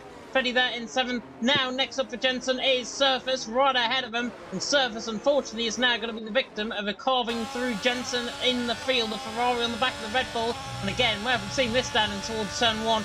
Pulls to the right-hand side. Surface, I don't think, is going to defend the former LR man and the new, of course, VSR man, and Jensen, who's been on the team quite a while. Jensen there in 3rd and Surface there in 4th. And now... Surface picks up a 3-second penalty, but now, what happens here? Jensen on a set of mediums. Asacombe and Tom are obviously derating down the straight. Tom is holding back in his ERS. Jensen now, will he have the pace on those mediums to get close? He's got 10 lap pressure mediums, with 10 lap pressure mediums compared to the set of hards that the guys are on ahead. And now we're at the halfway stage. Asacombe and Tom will have one eye potentially on the pit lane. Jensen may also have one eye on the pit lane. I really have a feeling he's not going to get to the end of the race, and he's just going to try and go for broke and pit in when these guys do. His Krypton has spun coming to the middle sector. Yeah, Kryptonite, another victim of that middle sector then, so another driver that's spun in this race. But yeah, now that he's got up into 3rd position, back into the podium places, and basically where he was before the safety car, he can pit again for another set of mediums, of course bearing in mind that he has picked the option before the start of this race for 2 sets of medium compound tyres, which I think a lot of people will have done. If he has done that, then yeah, he can pit again for another set of medium compound tyres, and it's another fastest lap fair from Jensen. And this at least gives him the opportunity to try and close down our two leaders and then pit maybe a lap earlier and try and undercut them. So we'll see what he can potentially do in this latter stages of the race, whether he's able to pull that off. But he's definitely gone about it the difficult way, but he's back up into podium positions and has given himself an offset at least. So he's not copying our two race leaders, he's doing something a little bit different. So that is nice to see. That's nice to see different strategies playing out as Steph is the next driver to get a time penalty in this race. But yeah, you can see right on board with Asacombe and Tom at the moment, and they are both now just kind of chilling out, saving some ERS at this point in the race. They were both close to, well, Asacombe was derating and Tom was close to derating. They're now just starting to build that ERS back up. So I think they've recognised Jensen's now in some clean air. They're just going to let Jensen catch, but in the meantime, while they let Jensen catch, they're just going to save themselves up a little bit of a defence if they need it for later on. Yeah, definitely. So Fede, by the way, came in the pit lane as well on the set of medium compound tyres. So he's going to try and get the undercut on the likes of Steph, Keeler, Fedez, Piga, Line Vollet, that sort of battle that he was in. And obviously ahead of Daniel and Surface if he can, if, of course, they continue on that set of hard compound tyre. Asacombe now coming through the right hand of Peril Tada once again. And he either spins or comes in the pit lane. He's in the pits. Thought he actually spun coming through Peril Tada there. The camera angle just panned away, and I thought he was going for the wall. But Asacombe is into the pit lane. Now promotes Tom and Jensen into the front row of the grid at the minute. 1st and 2nd currently out on track. Asacombe, though, into a set of medium compound tyres. Where is he going to come up in relation to Fede? Fede is going to be absolutely miles behind coming out the pit lane. He is coming through Peril Tada now, and Asacombe's on the exit of the pit lane. So Asacombe is out in clear air, which is perfect for him in this race. The gap now between himself and Jensen is around about 18 seconds coming out the pit lane. Add another, what, nearly a second onto that probably coming through the end of this lap. Asacombe will be around 20 seconds, you'd imagine, behind Jensen. And that might just bring Jensen into play. If he thinks, and he was obviously on the stream, that he has got around a 20-second gap, he can only afford really to lose around 2 seconds a lap, even to the end of the race. Asicum is going to be a lot quicker than him, but Jensen, if he's got warmth in those tyres still, he, I think, is going to try and do something quite magical, I think, in this race, and maybe commit to that one stop to the end of the race. But it all depends, maybe, on this man ahead of him coming into the pit lane, which I think he might respond to this lap. Tom actually continues on. So Tom continues on, Jensen continues on as well, and Surface there in third. He is into the pit lane. So Surface in the pits, Keeler puts up the first 3-second penalty of tonight as well, and he in turn comes in the pit lane as well. Tom now leading the way, Jensen second, and Jensen now in a bit of no man's land. Asicum luckily has got a target ahead of him, that's Krypton, and Krypton is still continuing on that set of hards, and knowing Krypton, he'll probably go set of softs towards the end of the race. Yeah, knowing what he's like, he'll do something completely opposite to everybody else and go even further. But I think the hit thing is here for Asicum is that he's covered off any sort of undercut threat, especially from Jensen. But if he can keep it penalty-free, Asicum's in no bother, really, in this race, if you think about it, because Jensen's got a 3-second penalty and was on the back foot in terms of race distance between himself and Asicum anyway, was Jensen. And Tom, of course, has a 5-second penalty he has to serve in his next pit stop, so that will take him pretty much out of contention anyway when that comes around. So, yeah, I think Asicum here, if it's safety car free, I think Asicum's in the clear here, because I think without Tom being there, without Tom being right behind Asicum and pushing him in that stint, Asicum in clean air is the fastest driver on the track at the moment and has been pretty much all race long. So if he can get in clean air and drive in clean air, he is just playing faster than everybody here today so far. So yeah, as it stands, if it's safety car free to the end, I think Asicum will be fine. Tom and Jensen staying, Tom's in, Jensen's staying out. But yeah, I think that he's not really under any threat anymore. I think Jensen's just going to keep going, hoping for a safety car. And if a safety car does come, then he can pit for track position, and that can benefit him. But yeah, if there's no safety car, then I think Jensen is pretty much out of the running as well. Yeah, definitely. So Tom is held in the pit lane, of course, 5 seconds being served up in his pit stop after that contact, of course, with Surface. And he's going to come out well behind Surface, actually. He is down there in 9th position. And he's now going to be off the back in terms of the DRS as well, as my OBS just decided to act up there again. I think we're back. I think it's because I've got my iPad right next to my laptop, which is not good news for the Wi-Fi. Jensen, Steph, Linevala coming in the top 3. Asicum is around about 15.5 seconds off the back of Jensen, already carving around 5 seconds into that gap as what we said at the start of his stint. So now Asicum, surely Jensen has only got to try and come in the pit lane and then go on for another set of medium compound tyres if he has got them, of course, and that's exactly what he's doing.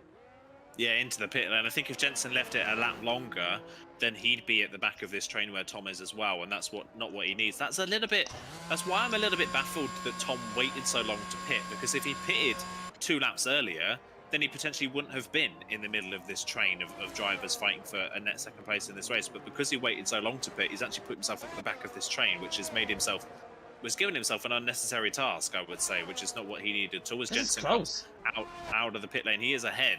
Yeah, Jensen is ahead of Surface, so Jensen I don't think under much threat, unless he doesn't warm his tyres up, of course.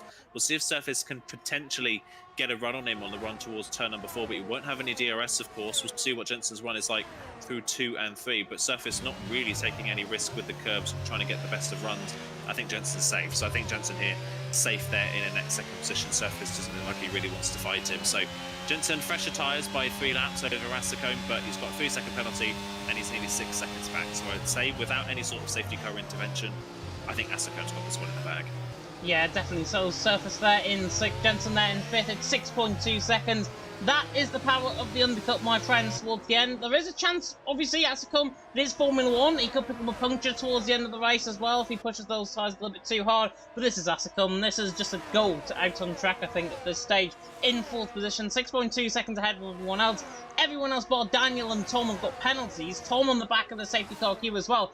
If he didn't actually get that 5-second penalty, Tom would have been well ahead of Jensen in a net second position out on track, probably by around 3 seconds. I think the gap would have been, as Asicum is now on the back of Krypton, and this is going to be a very easy job indeed for Asicum.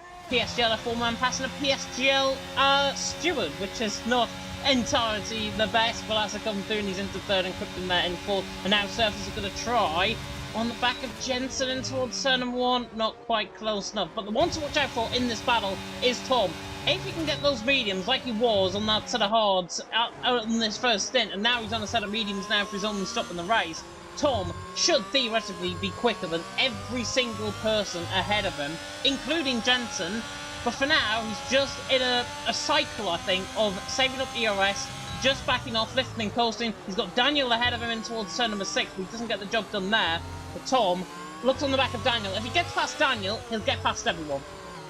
Yeah, I think that's fair to say. I think the thing is as well, of course, for Tom, with all the penalties that we've got going on, Daniel's really fighting in for net second in this race because everybody in front of Daniel has a penalty in that battle. So as it stands, the podium would be Asako winning from Daniel and Tom because they're close enough to pick up penalty range of Surface Fede and Benson as it stands. So yeah, this is really a fight for net second in this race, and Tom already looking like he's so much faster than Daniel at this point in the race with 2 lap fresher tyres, but Daniel's been struggling a little bit all night tonight with a little bit of a grip loss, and here we go. Yeah, straight away, even before the DRS is opened down the straight, he is through. Asakum's past Line Violet into turn 1 at the same time as well, so he picks off another driver who is still yet to pit. Well, Line Violet has pitted in this race, but he's not pitted for a second time, so we'll see what Line Violet is doing in terms of strategy, whether he's going to the end or going to go for a set of softs. Yeah, Thomas doing into 8th, and now you would expect him to try and get through these cars in front as well. Jensen's just starting to gap Surface now as well, so that's going to make Surface a little bit more vulnerable in this race as well. So yeah, you would fully expect Tom to still finish second in this race as it stands. But yeah, that 5-second penalty that he picked up under the safety car quite unfairly, I would say, is yeah, cost him an opportunity at winning this race. It has cost him an opportunity at winning this race, but look at how far Asagum is clear now of Tom. Yeah. It is around 8 seconds, the gap. It would have been around 3 seconds, maybe even a bit closer if Tom obviously got those warm tyres on like he did. But we are preempting, obviously, what could have happened. This is the right here, right now. And Jensen now beginning to gap Surface there and trying to pull away from a Shazoo train. I never thought I'd see that. A VSR man leading the Shazoo train. It's almost as if he's back in the team once again. But Jensen there in 5th, Surface in 6th, Fede in 7th, Tom in 8th. And it looks like now, as that Krypton is into the pit lane, looks like Tom is now going to get Fede perhaps down in towards turn 1. This looks very easy indeed. Has to use up quite a lot of VRS though, down through Peril Tada, now in towards turn 1. It doesn't look like he's got the straight line speed. He might just have to use up a little bit more ERS actually to try and complete this move in towards turn 1. Tom to the inside line. Oh, he doesn't need ERS. Down the inside. Beautiful on the brakes. That is a class move from Tom. He's through and he's into second. Yeah, he's going to have to teach me his tricks about hitting the brakes because he is stamping on them at the last minute and not locking up and still making the apex. So, yeah, that is a neat trick that Tom's got hidden under his sleeve is his braking zones, how good he is in the braking zones. So, yeah, Tom now up into 6th position, and Surface you would expect to be easy pickings for the Haas next time they roll onto the pit straight. So, it should be up into 5th no time. It's whether he can get to the back of Jensen and pass Jensen for track position, of course, as well, in case Tom himself gets a penalty at some point in his final 10 laps of this race. So that'll be the next thing that Tom has to worry about once he gets through on Surface. And I'm again a little bit perplexed here by Surface's lack of pace because comfortably second really in qualifying in the end. Yeah, just not really looked strong in the race at all, especially on safety car restarts. I don't know if his tyres are really cold or something, but yeah, just not looked confident in that Red Bull in race trim at all at any point really in this race. So we'll see what they can do. Asakum's next target is Steph, who is still yet to pit in this race, of course. So once he's still on Steph, he's back into the lead of this race. Jensen is slightly faster than Asakum at the moment, about 3 or so tenths a lap, but as that stands, that's not really going to impact Asakum's race at all. So Asakum's really got nothing to worry about. He can just take his time past Steph, make sure he doesn't do anything silly. And once he's still on Steph, it's pretty much plain sailing for the AlphaTauri all the way to the finish. Yeah, and Steph is the only one that hasn't come into the pit lane out of everyone in this race. Krypton, by the way, fighting for the wooden spoon on the back of Raphael. Actually gets past him even before turn 1. The Mercedes man through, and he's into 11th position. And Raphael there in 12th position as well in the Aston Martin. Don't know why it flickered up on my bottom left-hand side of the screen. That we're needing, that was an encoding overload. We're running absolutely fine. Asakum on the back of Steph, the race lead, and Steph looks absolutely under pressure here from Asakum. It's just about when, not if, really, I think, for Asakum. Maybe into the Parasol, I think, around the outside of 10-13. If he pulls this off, it would have been very audacious. Jensen is on the back of Line Ballot as well, and he's caught him into the Baseball Stadium section as well. But Asakum now through the final corner. Steph still not pitting in, so he's going to give him a fight at least, down in towards turn 1. Of course, Steph PSGL F2 winner, of course, on for round 1 of the championship. PSGL, of course, you can catch on Monday night. Just got to throw that there because we're in a rivalry with WOR. Stefan Asicum in towards turn 1. Asicum on the outside line, trying to get the job done, and still not getting past. So this is now worrying for Asicum.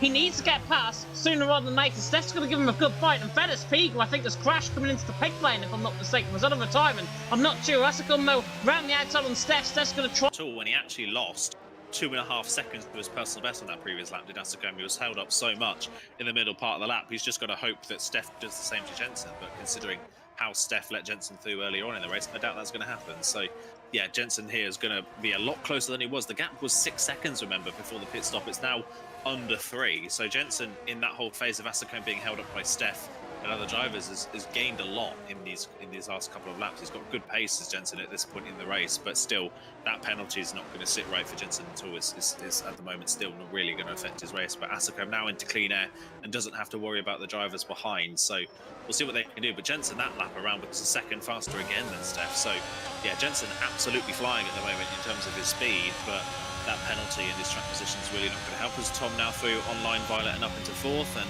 Surface is going to drop Line Violet down another place down into 6th position as Line Violet is continuing on those medium compound tyres, trying to get something out of this race, but you can tell that those medium tyres are way beyond their best life, and I'm shocked. I would be shocked if he gets this to the end of the race. If he gets those to the end of the race, I'll give him some money myself. Freddie on the back of Line Violet. It will not come, by the way. It might just be fake money that I might give him. Freddie on the back of Line Violet, 6th and 7th position at this stage. Daniel on the back of 8th. Daniel hasn't really impacted in the second half of the race as well. He looked very, very good in the first half. Now in the second half, he's under pressure, obviously being cost a little bit of time as well. He's down in 8th position, and he is struggling as Freddie is right on the back of Line Violet coming through the S section, and more immediately I think Jensen's going to get the job done on Steph and let him through, and I think that's what you're oohing at there in the background. Jensen Toonies into 2nd, Steph there in 3rd. It is not nice, obviously, to see that they're both in the same team in terms of the actual esports team, not in the same team in terms of the racing. I think, honestly, we should see fair racing between them both. Give us a fight. Give these guys a fight as well, who are viewing our racing tonight, as Fetty is spun coming through Peraltado, I think. Yeah, that's such a shame for Fetty. He was having a really strong race, but again, just not confident in this game and has to spin, and that's going to drop him out of position now, and that's a real shame. It was looking like a potential top 6 result for Fetty today, but that's gone now with that spin as Tom is now through on Steph as well. And yeah, I don't really like to see the other drivers moving out the way like that, especially when Steph fought Asicum so hard to the lead of this race as well. It's a real shame. Of course, I can understand that in a proper team event, of course, because they are in the same team, but they're not racing for the same team in this. They're not racing for the same manufacturer. They're racing for the same title as each other. Ooh, into the back of Line Violet. Yeah, into the back of the Line Violet. Got to reconnect again. Hopefully it'll be back very soon indeed. We are back, I think, now. Surface, I think, has now gone completely and utterly down the pot. Oh no, we're back again. Hopefully it's the end this time. Oh, Steph has actually got a puncture. Bring it left. Yeah, he has. Yeah, he's got a puncture at the end of the S section, and he's now just blocked downhill in the stadium section as well. This isn't great, really, from Steph. This is not great. I think if you've got a puncture, get out of the way. Don't block other drivers. And yeah, we just seen him move out of the way, race Asicum really hard, move out of the way of Jensen, and then race Tom and Surface really hard as well, and that spread this field out again. So yeah, as I was saying, it's fine if it's a team event, but they're not racing for the same team, they're not racing for the same manufacturer, and they're racing for the same title as each other. And you hate to see drivers who aren't in the same manufacturer and stuff kind of manipulate races in their favour. It's not fun. It's not great to see. I can understand why they do it because they're in VSR together, but it can ruin the spectacle a little bit, and it is a bit of a shame. So yeah, hopefully we don't see that more going into the future, but I don't really understand it from Steph's point of view either, because he's seemingly purposely completely ruined his own race just to drop Asicum a second and a half and not really make a difference. So I don't really understand this call from Steph when he's so high up in the championship as well, and still mathematically within an opportunity to win this championship. Why he would throw away an opportunity at a solid result in this race to hold Asicum up for half a lap is, yeah, baffling, really baffling for me. Yeah, really baffling indeed. It makes you wonder if they're in a party together and Jensen and Tom have been working with them to try and come up with some sort of game plan. Obviously, we're just preempting everything. They might not be. They might be just working by themselves. But Steph certainly not sure what his game plan was. As you say, mathematically still within the chance of the championship, even though it was quite slight. He was still mathematically in with a chance of winning the championship, especially with Rowan not here. Jensen, by the way, is in second. Currently, it will be a net third, maybe even if he doesn't get the 3-second penalty removed. Maybe if Surface did, he might get that 3-second penalty removed. In fact, actually, I think Surface is on more penalties. No, he's on 3. So if Surface does, Jensen, in fact, actually has got 6 seconds worth of penalties. So, my mistake. Surface is 3.6, 3.7 seconds behind Jensen at this stage. And Jensen is only around a second ahead of Tom at this stage. So Jensen, I'm not sure where he picked up his other 3-second penalty. I certainly didn't see another 3-second penalty pop up, certainly on our end. But Jensen there in second, Tom there in third. He's got a real chance. There's a spinner in the middle second. I think that's Feddy who was spun. And has he had a moment? Yeah, there's no punctures. I think he's actually had a moment coming out of turn 6. Yeah, by looks of things, he's just dropped the car before the S section. You can see the tyres are really hot. He's nearly spinning the car at the end of the S section as well. So, yeah, Fedde's cooked those medium tyres now as it stands. But, yeah, I didn't see that penalty pop up for Jensen either. So, yeah, another penalty then for Jensen. And that solidifies that he's not going to finish this race in second, really, unless Tom crashes in this race. And, yeah, opportunity now for Surface if he can get within penalty range to steal that final podium spot away from Jensen. So, we'll see if he can still do that. The field spread now after all these pit stop cycles and mistakes is massive. Nobody has DRS at the moment apart from Steph at the very back of the field fighting for 9th place, and nothing really in this race at the moment. So, and it should be a fairly easy move from Steph. Gets fastest lap of the race as well as you would expect on a fresh set of medium tyres, but down the right field, 9th is really the best we're going to see from Steph in this race, barring any more drivers having spins late on. But yeah, Asacombe again, it's been a good run of form recently, hasn't it, across many leagues for Asacombe, and Jensen and Tom have done all they can to try and close back in, and they've used other drivers to help them try and close in, but still no answer at all for Asacombe. Again, a shame that Tom picked up that 5-second penalty. Without it, obviously he's within 5 seconds of Asacombe, so he could have fought for this race victory, but either way, Asacombe's looked the strongest driver in this field all race long. Yeah, he's looked absolutely class. He's looked dominant, I think. Even with the safety car restarts, he has looked very dominant indeed. He's pretty much led every lap apart from when he came in the pit lane. And this has just looked Asacombe all over, I think. He won, obviously, PSGL round 1 this season. Continuing on that really good form here in WOR, not obviously within a chance of winning the title, but if he attended all the races this season, he would have been, I'm sure, maybe even crowned as champion, because he has just looked absolutely different gravy. However, though, we are going to get a battle on the final lap of the race, and it's between the age-old rivals of Jensen and Tom, and when I ever see these guys within a second of each other, I get very excited, maybe even a little bit tad, on the edge, potentially, of what these guys can produce. Closest finish I've seen between them, 100th of a second in Saudi Arabia in TML Season 7, and Jensen and Tom, hopefully are going to battle on the final lap of the races. Jensen now, I think, has gone very, very hard on those tyres, and now Tom, right on the back of him, coming through the S section. This doesn't look all over and done with just yet between them both.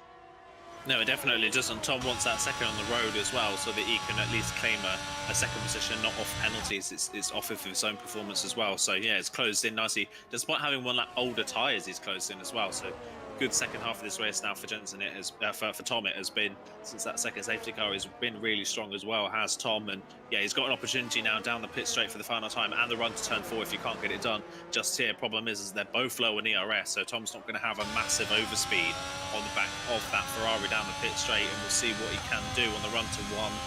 Not going to be close enough on the run towards turn 1, so it's going to have to be about the run towards turn 4. Can he get a good enough run out of turn 3 and then maybe do one of his signature dive bomb moves? He's hopping over the sausage curves trying to get a run. I don't know if he's going to be close enough, though. It's going to have to be a lunge and a half from Tom if he wants to make this move stick. I think Jensen realises that he's too far back to try it.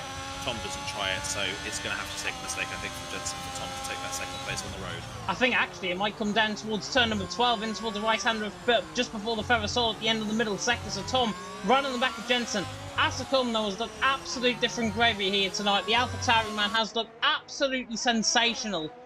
He hasn't picked up a 3-second penalty. I don't even think he's picked up a warning, to be honest. And so far, it has looked really good from Asacom. He's only got a couple of more corners to go. Tom is not close to Jensen on the back in towards the Ferrosol section as that surface nearly spins there in the background. But Asacom leads coming through the Ferrosol. Tom tried to do dive bomb down the inside, but he didn't. Asacom through the final couple of corners, through the Ferrosol as adoring fans wait, and the AlphaTauri round the final corner to take the win and spin with a full 360 across the line. Probably the most extravagant race ending I think I've ever seen. Tom there in second, Jensen there in third with 6 seconds worth of penalties. He stays ahead of Surface. The gap now comes down to 16 points between Jensen and Rowan in terms of the championships. The championship not won here tonight. Jensen goes to 16 points between. Feddy, I think, has just crashed out. He's actually spun through the final couple of corners. I'm not sure if he had contact with Steph there or if he was just doing donuts and hit the wall. Feddy across the line with no front wing to finish in 9th in the end. In fact, it's 8 because Steph drops down to 9.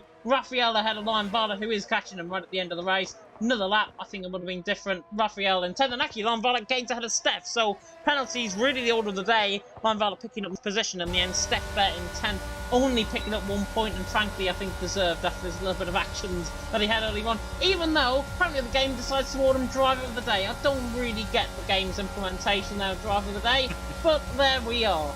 Asacom though to the top step of the podium. He is certainly my driver of the day. He has looked absolutely dominant, and as the old saying goes, he has looked absolutely imperious tonight.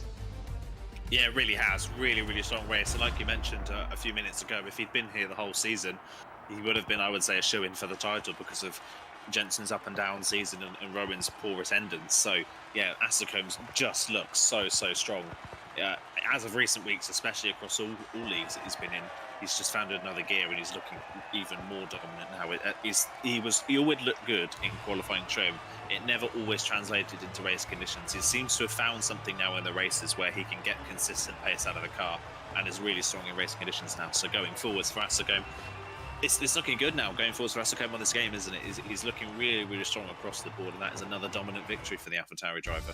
It is another dominant victory indeed, and yeah, Asacom out on top from Tom there in second, carrying on his very good form. Jensen in third, his third podium actually in a row, Jensen, even though he picked up that 6 seconds worth of time penalties. If he didn't, he wouldn't have finished second and would have taken the gap down to 13. It would have only been a 6-point gap, even if he won the race as well. But Asacom out on top, Tom in second, Jensen third. Surface there in fourth, but Daniel there in fifth, and Aquila in sixth, Krypton there in seventh, then Feddy in eighth, Lion in ninth, and then Steph rounding off the top 10, and then Raphael, Fedes, Piga, Smalley, who all finished. In fact, Raphael was the only finisher down in 11th. Fedes, Piga, Smalley, Casper, and Fury, unfortunately for the Scotsman, right down the back of the field after contact with Casper, even before turn number 4 at the end of the first sector. Asacom though out on top, Tom in second, Jensen third. Looks like Jensen and Tom are demanding interviews, so we might have to hold on a little bit and do some interviews here. We'll see if OBS can keep up with it, but yeah, bloody hell, they are. They're feeling it tonight, aren't they? We don't usually get this. We're not usually treated to this kind of thing on WOR streams, but yeah, we'll wait and see whether they're willing to jump in. Well, Jensen is already in waiting for interview chat, so I'm going to drag him in now. He is a very keen individual tonight, is Jensen. Here he is in our commentary box now. Jensen, of course, finishing there in P3 as a result. We'll try and speak to Tom as well if we can. He is in the waiting for interview room chat as well. Drag him in. And there we go. Both of them now are in. First of all, I'll just do a double check. Tom and Jensen, can you both hear us? Yes. Fantastic stuff. And I'll come to Tom first, of course, finishing there in P2.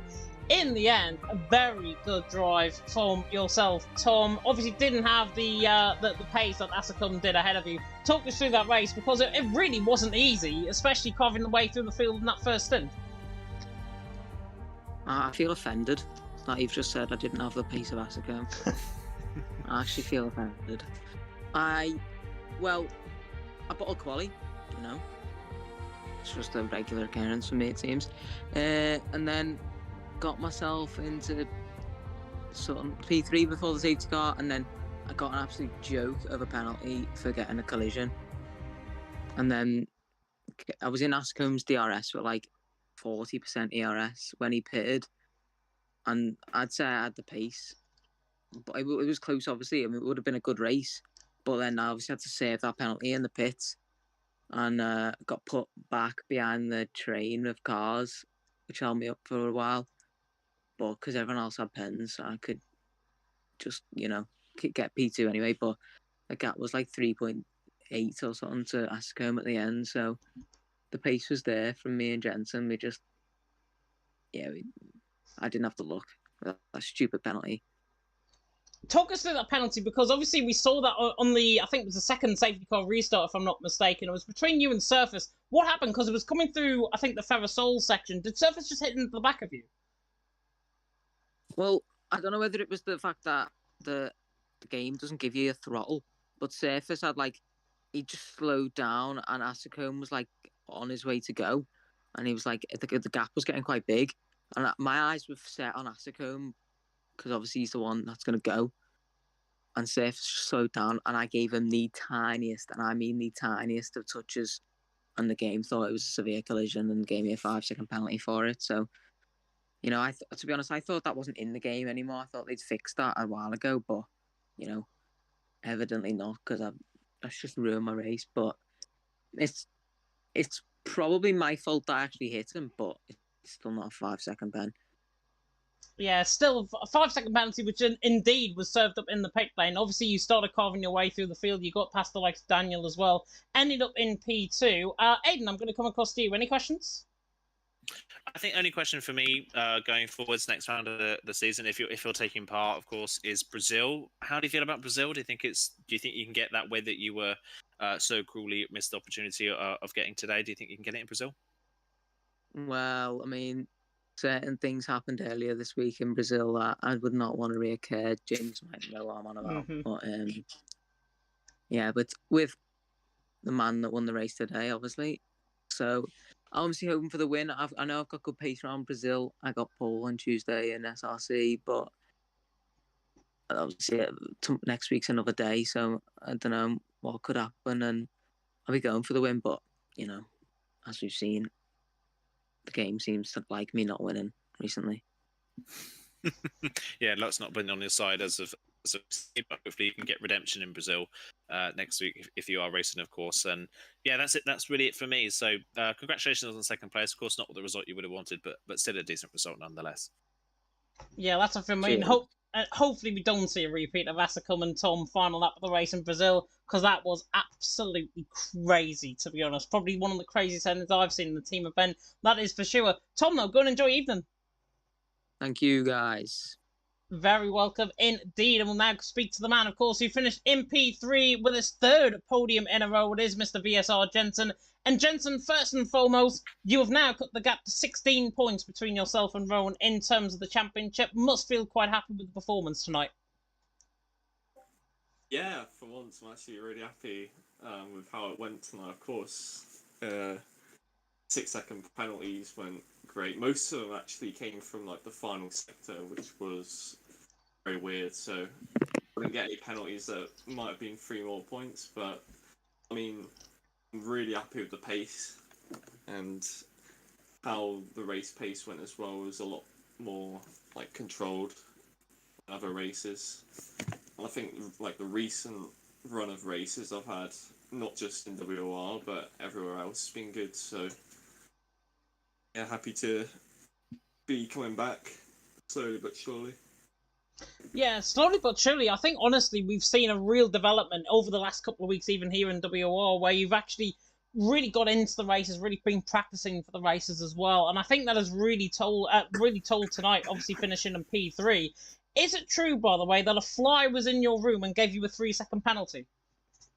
Yeah, there's from the second, the second safety car, the final safety car, it was just a fly flying in the front of my screen. It was so off-putting. And yeah, I probably lost quite a bit of time from that, but I mean, in the end, it was a minimum P3 from there, and a maximum P2, I'd say, because Ascombe was proper clear of everyone. Today, even that. I mean, as well, the strategy under the safety car, I thought that I might have made a big mistake when I was the only one to pit. I managed to get through the field, and in the end, I was back to where I was. But like, I'd say I would have been there anyways on the hards, but it's just, yeah, that's how it is. Yeah, that is how racing goes sometimes, but I'm sure that fly will deserve that 5-second penalty for going on your screen, and obviously may deserve a little bit more of a punishment in private after the stream has ended, of course. Aiden, I'm going to come across to you. We've had Furry, we've had Flies, now across to Mr. Aiden. Any questions? Yeah, who says sim racing isn't difficult? I bet real racing drivers don't have to deal with flies in their room all the time. But yeah, question for me. I think about that strategy. You mentioned you were surprised that you were the only one to pit and under that safety car. If more people had have pitted, would you have still pitted a second time, or were you intending potentially on going to the end on that set of medium tyres?